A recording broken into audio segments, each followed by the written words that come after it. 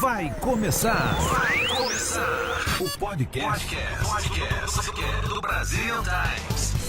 Olá, olá! Vocês que estão aí conosco, bem-vindos a 2025. O futuro já começou. Estamos aqui em 2025 com mais um podcast Só Notícia Boa. Obrigada aí vocês que estão nos acompanhando, obrigada à nossa produção, o Júnior que está aí, ó. Chegou bem em 2025, né, Júnior? Tamo juntos. Chegou aí o Carlos e hoje nós temos um convidado muito especial que vai trazer uma história de vida incrível, vai falar pra gente notícias muito boas. Mas eu quero falar algumas notícias muito boas que temos aqui. Olha, dia 19 de janeiro, nós temos um encontro marcado em Marlborough, na sede da Associação das Mulheres Empreendedoras. Vai ser a primeira rodada de negócios da AME, Associação de Mulheres Empreendedoras. Se você é mulher, tem interesse em fazer parte de um grupo de mulheres de negócios, entra em contato lá no Instagram da @empreendedorasglobal. Terá mais informações sobre esse grande evento. É incrível. Eu participo, estarei lá no dia 19 de janeiro, às 7 horas da noite, na sede da AME. Uma outra notícia que todo programa eu faço questão de falar aqui e compartilhar com vocês. O professor Kleber Serafim, ele é um professor que está fazendo pós-doutorado aqui na Harvard University e o trabalho dele, a pesquisa dele é encontrar talentos, ele é um caçador de talentos. E ele oferece um curso de empreendedorismo para jovens, para crianças e adolescentes. E já tem novas turmas abertas, inclusive ele vai começar o curso online, porque teve uma procura muito grande de pessoas que estão em outros estados aqui nos Estados Unidos. Então ele vai ampliar esse curso para oferecer online. E, gente, eu vou dar aqui o meu testemunho. Eu tenho um filho de 11 anos, ele está participando do curso e já vai inaugurar a loja dele agora em janeiro. Style in Heaven, do Lorenzo, já fez o primeiro pedido, ele é o designer, ele desenhou o modelo das camisetas e moletons e já vai inaugurar a loja dele. Então, eu falo porque é um projeto incrível. Ao invés de as nossas crianças ficarem dentro do quarto, somente jogando videogame nos celulares, o curso ele oferece oportunidade para as nossas crianças aprenderem designer, para aprenderem a criar um website, a trabalhar nas redes sociais e a montar o próprio business. Então nós já temos aqui, eu falo do Lorenzo porque já vai inaugurar a loja dele, mas tem outros alunos que já vão inaugurar o seu business. Então, a vocês pais que querem, que pensam no futuro do filho, o investimento tem que ser hoje. Entra aí no Instagram do professor Kleber Serafim, com N no final, e busquem maiores informações.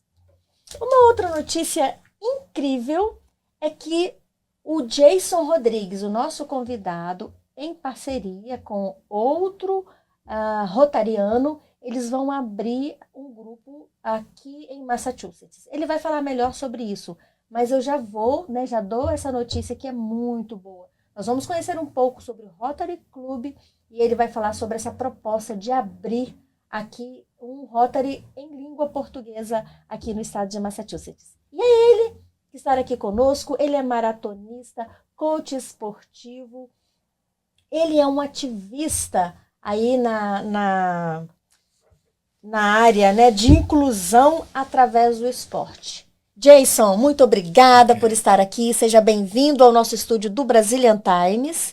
Seja bem-vindo a 2025, né, para abrir o nosso podcast.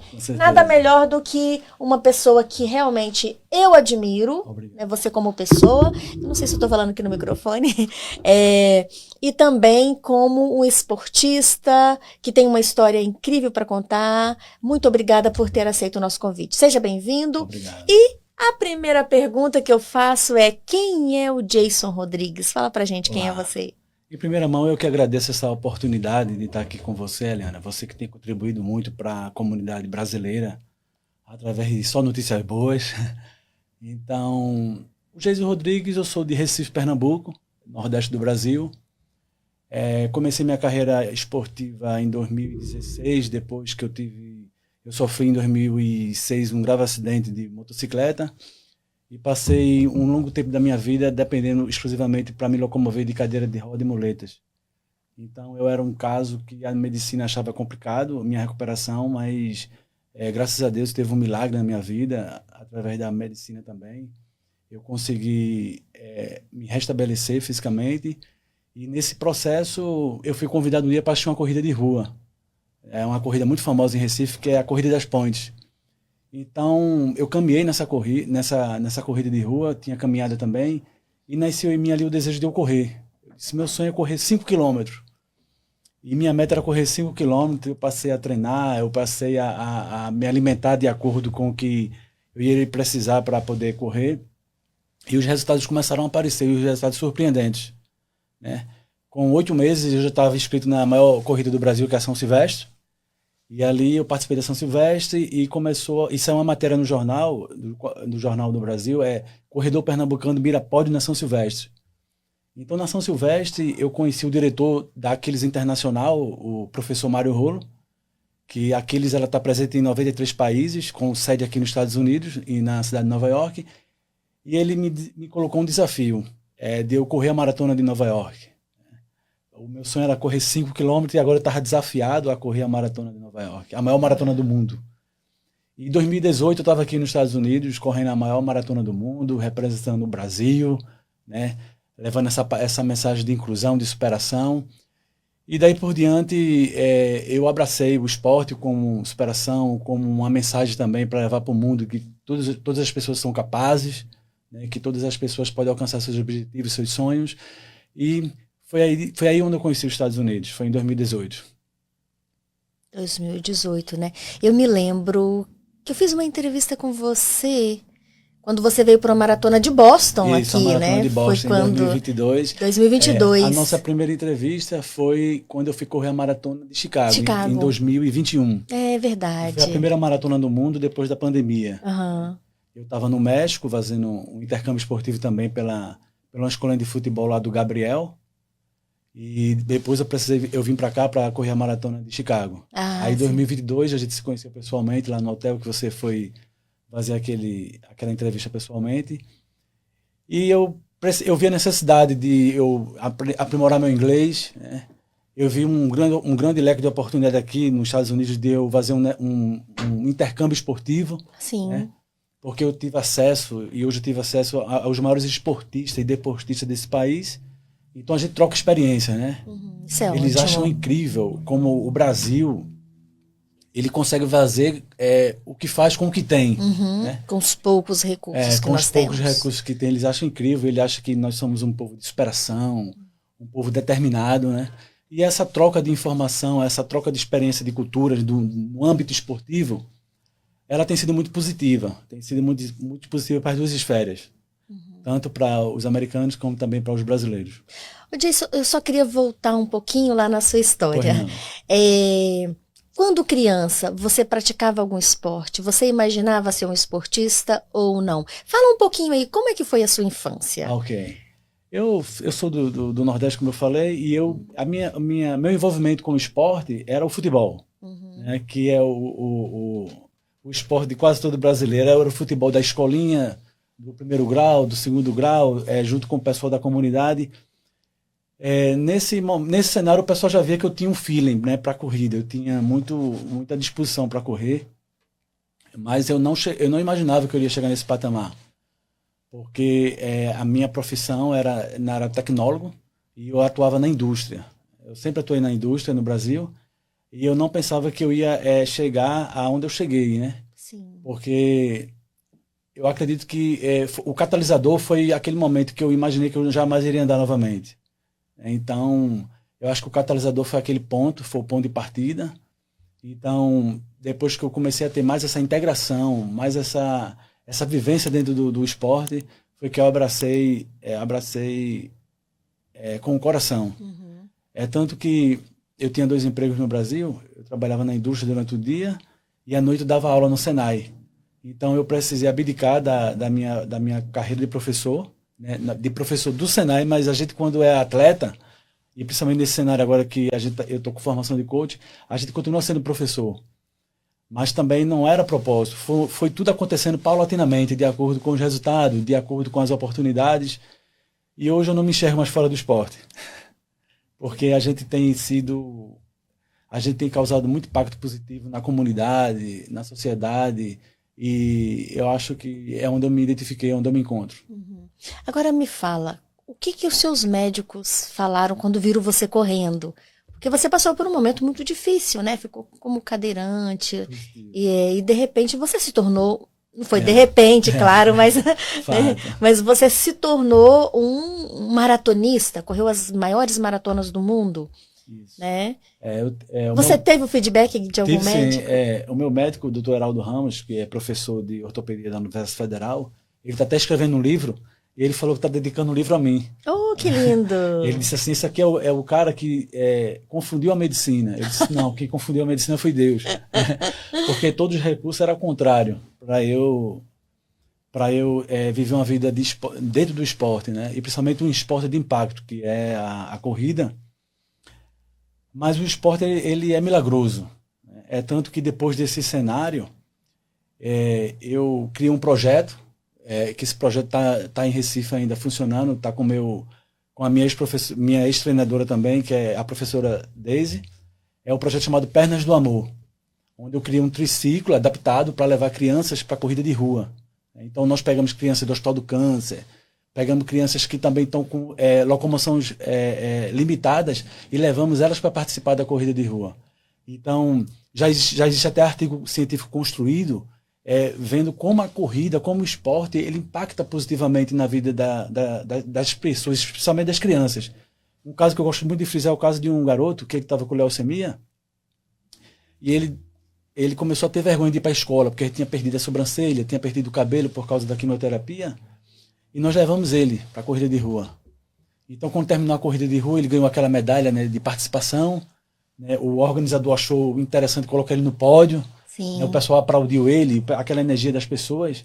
E na segunda-feira ele acordou a mãe dele cedo dizendo que queria ir para a escola, para mostrar a medalha aos amigos. Uau! Né? E ele que já tinha recebido dos médicos que não ia mais fazer quimioterapia porque o organismo dele não suportava mais, a mãe depois levou ele no médico, o médico perguntou, foi o que vocês fizeram com essa criança? Porque a imunologia dele está muito alta. E essa criança está curada, graças a Deus. Olha que incrível. Está curada ele. E o esporte faz isso, né? Ele tira a pessoa do fundo do poço. Eu posso falar com toda a certeza disso. E esse projeto é um projeto que ele teve repercussão mundial, praticamente. E foi através dele também que os Estados Unidos abriu as portas para mim. Né? A Aquiles Internacional é uma entidade americana que foi fundada em 1977, para levar para o esporte os ex-combatentes de guerra, né, que sofreram mutilações. E Aquiles, quando soube do meu projeto, quando soube da minha situação, me convidou para vir para cá, representando o Brasil na Maratona de Nova York. E de lá para cá eu criei esse relacionamento recíproco com os Estados Unidos. Eu digo que os Estados Unidos é minha segunda casa, é meu segundo lar. Que bacana. Quando eu cheguei aqui a primeira vez, eu não me senti fora de casa. Porque existe esse acolhimento, existe essas pessoas que nos abraçam, e principalmente por essas causas. Sim. Então, eu me vejo no compromisso moral de continuar esse projeto, porque a gente leva uma mensagem de superação, leva uma mensagem e os Estados Unidos encaram o esporte como saúde pública.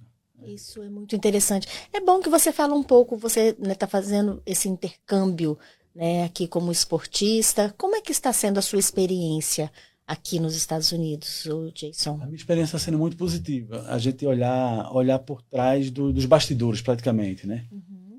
Eu participei da Maratona de Boston no ano de 22 e 23. Esse último ano de 2024 eu resolvi trabalhar na maratona, né? Trabalhar detrás dos bastidores. Né?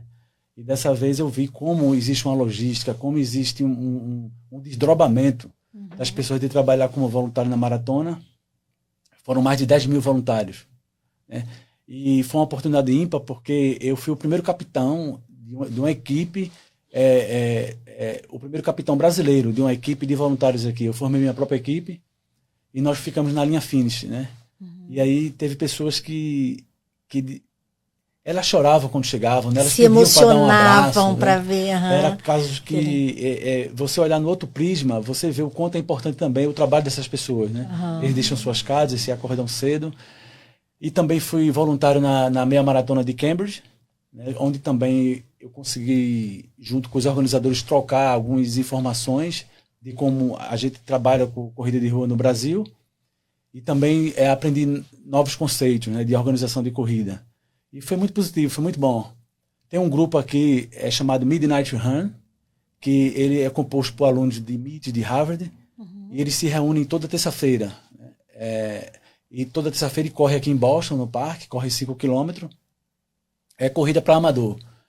Mas assim, é um trabalho que está crescendo muito, né? Porque a gente vê que nosso estado, por ser um estado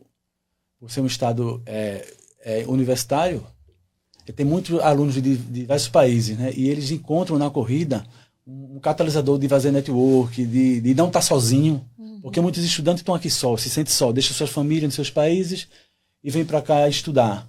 E lá a gente se confraterniza, a gente se conhece, é um ambiente muito saudável. Então, o esporte está crescendo cada dia mais, principalmente a corrida de rua. A corrida de rua, o último censo de 2024, foi o esporte mais praticado no mundo. Olha que interessante. E os Estados Unidos enxerga isso como muito promissor. Né? A longevidade hoje do país, dos idosos desse país, está muito atribuída ao envolvimento deles. Os Estados Unidos é um dos países que mais correm no mundo. Né? Jason, eu tenho uma pergunta. Os jovens hoje, porque a gente ouve muitas críticas falando que os jovens estão muito conectados com as redes sociais, muito dentro de casa. Como é que você vê a atuação deles aí no esporte? Você acha que tem um grupo bom se dedicando ou nós precisamos trazer mais aí esse apelo para que os jovens vamos praticar esportes? Como é que está? Verdade. Essa é uma pergunta muito inteligente a sua. Hoje tem se percebido também um grande índice de depressão entre jovens e adolescentes. Né? Quando é feito estudos, agora recentemente eu fiz minha formação de coach pela Universidade da Flórida. Então a gente começou a estudar métricas, né? Qual é o ponto, o ponto de start de muitos jovens e adolescentes hoje está com depressão, e é a socialização, a falta de socialização. Né? A gente é de uma geração que a gente sentava na calçada, ia para a rua, né? E essa nova geração realmente está muito conectada. Então, hoje já existe um alerta maior para os pais e os próprios jovens e adolescentes, eles têm percebido que a socialização também é muito importante para o processo, a socialização corpo a corpo. Sim. Porque há um tempo atrás, o que era valorizado era essa socialização virtual, né, do chat. Então, até hoje, psicólogos, eles quando vão fazer triagens de jovens, baseado em estudos científicos, eles recomendam que eles se envolvam em alguma atividade esportiva social, né? Porque não basta só chegar a correr, mas esse momento depois de você interagir, como foi o treino, como foi a corrida, né? E tirar foto também, isso aí também é muito saudável. E tem sido, muitos psicólogos e psiquiatras hoje têm recomendado também a corrida de rua como um elemento de resgate para a saúde mental. Eu imagino um futuro não muito distante, assim, essa importância. Nós sempre sabemos que o esporte ele é muito importante, né, para a saúde, para a socialização, mas com esse desenvolvimento tão rápido das novas tecnologias e que a pandemia, a Covid-19, ela acelerou esse processo para a gente trabalhar em casa, para as crianças estudarem em casa. Eu percebo que a tendência é de as aulas serem mais online e em um futuro não muito distante, a socialização na escola ela vai ser mais rara. E aí eu imagino que o esporte, né, e a cultura, né, vai ser muito importante para que as nossas crianças tenham esses espaços. Vamos aí, a gente, né, tem pensado, mas eu acredito assim, que nós precisamos sempre fazer esse alerta, né, para os pais, para as crianças, para os jovens, porque realmente nós estamos convivendo com uma geração que está meio largada dentro dos seus quartos, né? É verdade. E aí temos que trazer essa galera para a rua de alguma forma. É verdade. Esse ponto da pandemia, ele foi um divisor de água. Trouxe coisas positivas, né? Mas também deixou suas sequelas negativas. Um dos pontos positivos que a pandemia trouxe foi justamente esse momento. Muitas pessoas começaram a praticar exercício em casa, né, porque eles compreenderam que aquelas pessoas, e foi comprovado isso pela própria medicina, que aquelas pessoas que tinham uma vida ativa no esporte, e que eles tiveram um ponto mais positivo de enfrentamento em relação ao Covid. Ah, sim. Eu sou um caso típico disso. Eu tive Covid 3 vezes, também porque eu fui trabalhar na linha de frente na pandemia, porque na minha cidade tinha um restaurante, que esse restaurante produzia alimento para os moradores de rua, e no período da pandemia era tocado por idosas, né, pessoas que eram aposentadas, e no momento da pandemia eles não puderam atuar, né, num restaurante que era de uma igreja católica. Então a gente se mobilizou os jovens para fazer esse papel deles. Então eu tive muito contato na rua, e da segunda vez que eu tive Covid, eu não percebi que eu estava com Covid. E eu estava com um comprometimento de quase 70% do meu pulmão. Porque o pulmão do corredor é plastificado, ele é muito forte. Então a médica, quando fez o meu raio-x, fez assim, com menos de que isso eu entubo meus pacientes. Mas isso aí era uma sequela, era uma herança da minha vida na corrida, no esporte. Sim. Então as pessoas também tiveram esse alerta, que aquelas pessoas que tinham uma vida mais saudável, de maior prática de exercício, eles tiveram um enfrentamento maior, positivo, em relação ao Covid. Então ali foi um ponto de gatilho, que muitas pessoas que não tinham envolvimento com o esporte passaram a ter. Esse foi o ponto positivo. Outro ponto negativo foi essa questão do isolamento, que as pessoas ficaram mais isoladas dentro de casa, isoladas dentro de seus quartos. Mas nós estamos criando métricas em todas as áreas, né, para mostrar essa importância, né, que você apontou, da socialização. Professores estão se mobilizando sobre isso, coaches, pais também têm trocado muito tocado nessa ideia desse ponto. Agora, eu gostaria de trazer um outro assunto, né? Pois Que não. é a questão do Rotary. Anteriormente você me falou, eu achei interessante. Podemos compartilhar um pouco? Fala para nós o que é o Rotary e essa proposta de abrir aí você vai trazer a terminologia correta, né? É um clube, Um clube de rotarianos aqui em língua portuguesa. Ok. O Rotary é a ONG mais antiga que existe no mundo, fundada. Ela foi fundada em 1905 em Chicago, por Paul Harris, que foi o fundador do Rotary. Qual foi a necessidade que Paul Harris enxergou sobre abrir um clube de Rotary? Primeiro, o Rotary ele é formado por líderes globais, pessoas que querem impactar positivamente na sua comunidade, né? E também por empresários e microempresários. Paul Harris percebeu que na sua cidade as pessoas saíam da sua cidade para ir consumir produtos de outra cidade, de outro lugar. Isso comprar carvão, comprar lenha, e a sua cidade ela não evoluía.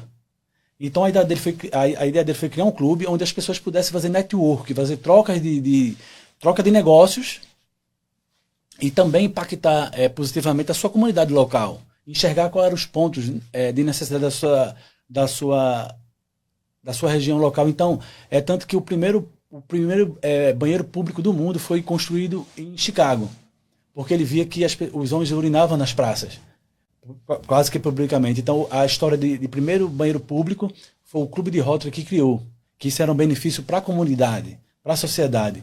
Então, o Rotary constrói praças, constrói museus, eles estudam a necessidade do seu local. Então, o Rotary hoje, nós estamos presentes em mais de 200 países, somos 1.200.000 associados no mundo. Então, quando você faz parte do Rotary, você é um membro de uma comunidade global, né? Você é membro de uma comunidade global, onde são líderes que se reúnem para fazer network e também para impactar positivamente, né, na sua comunidade local e no mundo. Tanto que a erradicação da poliomielite ela foi atribuída ao Rotary. Um dos cargos-chefe do Rotary é a erradicação da polio. Então, o Rotary é uma causa que o Rotary abraçou. Nós tivemos um grande número de casos de poliomielite na década de 80, e o Rotary foi que investiu muito dinheiro para a vacina, para o desenvolvimento da vacina. E também um ponto que, a gente voltando para o ponto da pandemia, era praticamente em alguns países registro zero de casos de poliomielite. Mas depois da pandemia, essa questão da vacina, né, essa bipolaridade de que vacina faz bem e de que vacina faz mal, começou a aparecer novos casos de poliomielite, porque alguns pais não estão vacinando seus se filhos recusando mais, a se vacinar recusando a os vacinar. filhos. Então, o Rotary tem abraçado muito essa causa. Então, aqui nos Estados Unidos, quase toda a cidade tem um clube de Rotary. Toda a cidade tem um clube de Rotary. Existem 2 clubes de Rotary de língua portuguesa aqui. Um é em Boca Raton, na Flórida, e o outro é em Marietta, na Geórgia. Geórgia. Eu estive lá. Então, eu vislumbrei, junto com o Natanael, um amigo meu da escola, de a gente criar um clube de Rotary aqui de língua portuguesa, que nós somos a maior comunidade brasileira aqui nos Estados Unidos. E nós temos muito líderes em todas as áreas, porque o Rotary, ele é apolítico. Tá? A gente não pode discutir política dentro do Rotary, a gente não pode discutir religião, certo? Não, você pode ser ateu, você pode ser de qualquer religião. O foco nosso é fazer network, é ser um clube de amizade e causar impacto positivo na nossa comunidade. Pensar no bem social. No bem social. Interessante. Os Estados Unidos, ele tem um respeito muito grande pelo Rotary. Um respeito muito grande, porque o Rotary foi que praticamente elevou esse país a ser um país, uma potência. Então, quando a gente pensa em imigração, quando pensa em tudo, eles respeitam muito o Rotary. Porque você, para ser rotariano, você tem uma prova quádrupla. Você tem que ser uma pessoa com bons princípios morais, éticos, assumir o compromisso de praticar ética nos seus negócios, na sua vizinhança. Então, o Rotary é muito bem respeitado nesse país, em todo mundo, né? Mas o Rotary nasceu aqui e eu sou do Rotary desde 2016. Eu tive a oportunidade de ser convidado para o Rotary como membro. Em 2016, em 2017 eu assumi a parte da juventude, fui diretor de juventude do Rotary. Em 2019 eu fui presidente do Rotary, eu fui o presidente do Rotary mais novo do mundo. Eu não me sentia capaz de ser presidente, mas o clube me abraçou, me ajudou, me conduziu durante meus 2 anos de mandato. Você não estava sozinho, não né? Estava sozinho, com a né? equipe ali ao seu lado. Foi uma experiência muito boa. Depois da minha presidência, eu assumi a vice-governadoria, que o Rotary é dividido por distritos. E eu fui governador assistente, e hoje eu faço parte do Rotary, ainda no Brasil, desse clube, e faço parte da campanha mundial da poliomielite. Sim. De erradicação. O ano passado houve uma premiação global para aquelas pessoas que estavam causando um impacto positivo da poliomielite, e foram 63 premiados no mundo. Eu fui o 3º brasileiro a ser premiado, que nas grandes maratonas eu hasteei a bandeira de combate à poliomielite. Oh, que bacana. Notícia boa. Só notícia boa. Só notícia boa. Fala para nós, se as pessoas que se interessarem, porque você está fazendo um movimento agora, por isso que eu quis falar, né? Trazer, eu acho que nós estamos lançando essa semente. Pois não, isso mesmo. Nesse terreno aqui de Massachusetts. As pessoas que se interessarem em fazer parte do Rotary, fala para essa câmera aqui. Tá, ok. Quem tiver interesse em fazer parte desse clube de Rotary, pode, a princípio, me contactar no meu Instagram, é Geis_Rodrigues, _maratonista. E a gente ainda não tem as redes sociais, né, do clube, que ainda está em tramitação para ser fundado. Um ponto particular é que esse ano o presidente internacional do Rotary, que é o companheiro Mário César, ele vai ser um brasileiro. Oh. Desde 1980 que nós não tínhamos um presidente internacional brasileiro. Então, me procure, a gente já tem um grupo do WhatsApp formado por alguns empresários aqui do estado de Massachusetts. Independentemente da localidade, nós vamos fazer reuniões, a gente está estudando a viabilidade de uma reunião híbrida, via Zoom, e alguma reunião local. Então, a gente está estudando a localização de cada rotariano para essa reunião local, que é um encontro que a gente vai fazer semanalmente, pode ser num restaurante, numa igreja, numa biblioteca, para a gente discutir os projetos, porque também a Fundação Rotária dispõe recursos financeiros para a gente fazer implementações de projetos. Então, a gente precisa startar com 20 associados, nós já estamos com 16. Você pode ser o 4º, a Eliane também, o convite já foi lançado a ela, com certeza. A gente depois fala mais nos bastidores. Então, estudem sobre o que é o Rotary, o quanto isso pode ser importante para a sua vida, para a vida da sua família e para a vida da sua comunidade, você ser um membro do Rotary Internacional. Ótimo, tá feito o convite aí. Eu estou a par das reuniões, com certeza eu quero participar. Ok. Eu acho muito, muito interessante. Tem mais alguma notícia boa que você gostaria de compartilhar com a gente aqui nesse momento? Tem notícia boa. Porque aqui é o lugar de notícia boa. Aqui é o lugar de notícia boa. É por isso que eu vim pra cá. Então, uma notícia boa é só um spoiler. É que hoje eu tô sabendo que a governadora do estado me conhece pelo meu nome, né? E provavelmente a gente vai ter um encontro. A notícia boa também é que a Maratona de Londres hoje está me chamando para representar a Aquiles de Boston em abril do próximo ano. Isso é um ponto positivo, né? A gente sair daqui como representante do estado, indo para uma maratona major, né? Que existe as maratonas majors, são as 6 maiores maratonas do mundo. 3 são aqui nos Estados Unidos, que é Chicago, Nova York e Boston. As outras 3 são lá fora, que é Berlim, Tóquio e Londres. Eu falto só 2 para ser um Six Star Major, que é Londres e Tóquio. Então, Londres tem nos chamado. Eu estou ainda falando com a minha equipe sobre o convite, sobre as viabilidades para ir para essa grande maratona. E isso é trazer também representatividade para o Brasil. Claro. Porque temos muitos brasileiros bons aqui nesse lugar, fazendo coisas boas, fazendo coisas positivas. Então, também é importante, como a gente vê que é o foco desse programa, desse podcast, é mostrar o que a gente tem de bom, o que a gente faz de bom também. Muito bom, muito feliz por você. Depois você volta para trazer as novidades, hein? Com certeza. Volta para nos dizer. Eu fiquei bem curiosa aí para saber esse encontro lá com a governadora. Ai, que bom, o Jason. Obrigada por você estar aqui com a gente. Você tem um tempo aqui para suas palavras finais, se você quiser fazer algum agradecimento, ou mesmo, se eu não fiz alguma pergunta mais que você gostaria de trazer aqui para a gente, esse é o momento. Eu estou muito feliz de estar aqui, né, com você, né, principalmente aqui no Brazilian Times também. O Brazilian Times sempre foi meu parceiro, né, de trazer informação, de trazer os eventos que a gente vinha participar aqui. É um jornal que eu trago no coração também. Tá com você, hoje ter a oportunidade de ter conhecido nos bastidores seu esposo, né, que eu sempre tive uma admiração por ele, pelo Enzo também. Vocês são, a gente vê que o brasileiro não nunca está só aqui, né? Diferentemente de muitos repórteres e jornalistas que têm contato comigo, você na maratona de Boston fez questão de fazer o pessoal, né, o corpo a corpo, o lado humano, humanizar o trabalho. Então, esse é o forte, né, de a gente humanizar nosso trabalho em todos os aspectos. Então, eu também tenho trabalhado junto com a Olimpíadas Especiais aqui em Massachusetts. Eu sou coach assistente, onde a gente leva programas adaptativos e esportivos para crianças com autismo, com síndrome de Down. E eu queria também convidar todos para entrar no portal da Academia Olimpíadas Especiais. Lá tem cursos de treinamento gratuitos, onde você também, depois do curso, você recebe seu certificado. Você também pode estender para um trabalho voluntário junto conosco. Isso conta para tudo, isso conta para a vida, isso conta até para um pleito imigratório.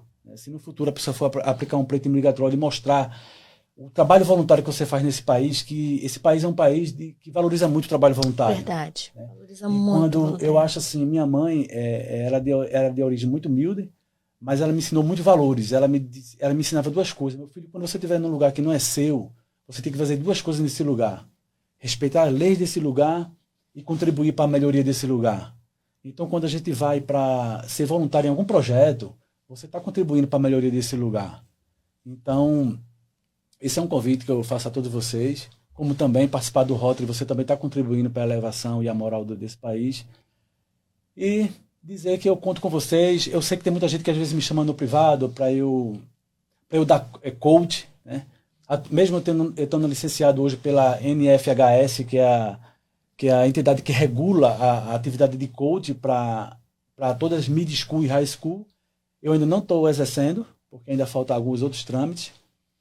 Mas eu ainda, no momento, estou criando alguns aplicativos específicos para fazer coach online também, através de plataformas virtuais.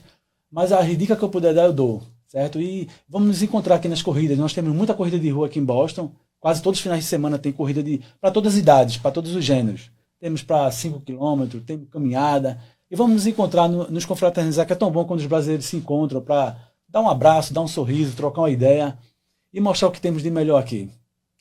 Ótimo. Eu só tenho uma curiosidade. Você saiu de Pernambuco, muito quente lá no Brasil, está aqui, é um estado que é muito frio. Como é que está o seu treino? Como é que você está enfrentando esse inverno aqui?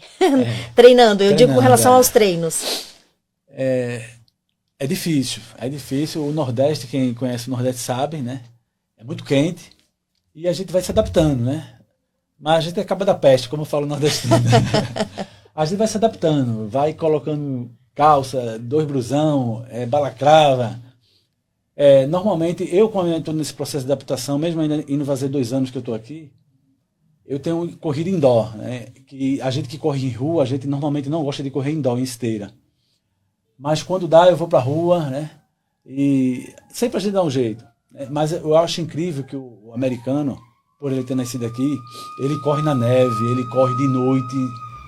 Essa semana deu sensação de menos 17 e eu vi gente correndo na rua.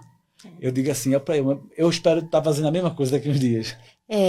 Tem essa questão da adaptação realmente e também tem as tecnologias que nos ajudam, né? Tem as roupas térmicas, então assim, eu experimentei andar de bicicleta na neve também, mas com roupas adequadas, né? Até a gente passar por esse processo. Mas se adapta, o ser humano é muito adaptável. Né?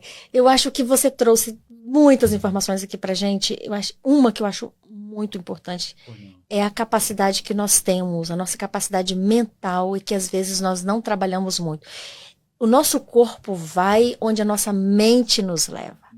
E a nossa mente, ela desconhece fronteiras. Desconhece. Eu, quando eu fui correr, eu fui para a primeira corrida de rua, o que foi o catalisador de olhar para mim e dizer assim, eu sou capaz de correr também. Eu vi pessoas com... Eu tenho um amigo, um corredor em Pernambuco, que ele tinha 180 quilos. E ele corria no ritmo dele, da forma dele. Ele tinha resolvido não fazer bariátrica e ele entrou para a corrida de rua. E eu vi gente amputado correndo com lâmina. Eu vi idoso. No Brasil nós temos, eu conheço idosos que têm 90 anos e correm. Isso é incrível. Então, porque tá na mente. Tá na mente. Né? A mente, ela tem um poder muito... Ela tem um poder imensurável. Né? Então, todo mundo é capaz, que às vezes espera, não, eu vou esperar perder um pouco de quilo. Não, eu vou esperar um tempo bom. O tempo é agora. Né? Porque investir em esporte é investir em saúde mental. Que hoje o maior desafio da OMS, da Organização Mundial de Saúde, é saúde mental das pessoas. É saúde mental. A gente vê que às vezes quem não teve a experiência de ter algum vizinho, algum conhecido que se suicidou? Isso é triste, mas é uma realidade. O esporte, ele faz esse catalisador. Né? Mas temos notícia boa que todos nós somos capazes de nos encontrar, de nos confraternizar, de praticar esporte, né? E é isso. Geralmente no início do ano, muita gente vai lá para as academias, se matriculam.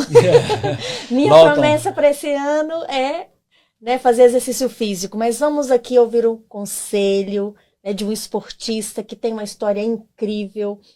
Vamos praticar esporte porque realmente faz muito bem para a nossa saúde. Eu quero aqui fazer os meus agradecimentos a você, Jason, que disponibilizou o seu tempo para estar aqui conosco, trazendo muitas notícias boas. O Júnior, que correu para estar aqui com a gente, está aí nos bastidores, nosso produtor. Quero agradecer o Maurício, que também é o nosso produtor, mas que está em processo de recuperação. Esperamos que você esteja pronto aí para voltar à atividade. O Carlos, meu marido, sempre aqui, né, na assistência. E eu quero agradecer ao Dr. Vinícius Bicalho, que apoiou esse projeto, aqui conosco, só notícia boa. Esperamos estar juntos novamente em 2025. Eu tenho uma notícia ótima, maravilhosa. Como eu falei do projeto do professor Kleber, que o Lorenzo participa, e o Lorenzo já vai lançar a marca dele, né, a Style in Heaven, que é uma loja de t-shirts e moletons, e com frases religiosas, frases de otimismo. Essa é a pegada dele, que ele criou, e ele falou que ele quer ser o patrocinador aqui do programa. Oh, que maravilha!